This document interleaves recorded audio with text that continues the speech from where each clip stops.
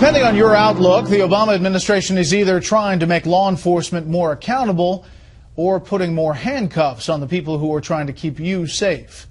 Chief Political Correspondent Carl Cameron looks at the new guidelines for profiling.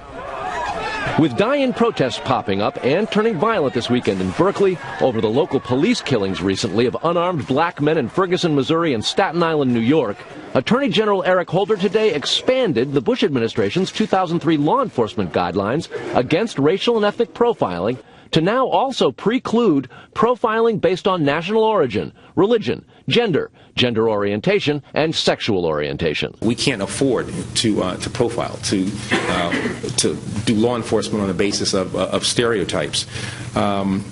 It undermines the public trust, ultimately, but also makes us not good at what we need to do. Civil rights groups agree, but complain the measures fall short because specific agencies within the Department of Homeland Security responsible for securing the nation's ports, southern border, and air travel are not included. The guidance doesn't go as far as we'd like it to go. It exempts the Customs and Border Patrol, and it also exempts TSA, and those have been the root of a lot of racial profiling complaints. What's more, the new guidelines have no force of law and apply only to the feds. The guidance is aspirational for federal employees, but it has no legal effect with respect to them, and it has no effect whatsoever with respect to state and local law enforcement, which is where most law enforcement happens. White House spokesman Josh Earnest today conceded more must be done on race, but insisted there has been, quote, tremendous progress. The federal government does not condone racial profiling.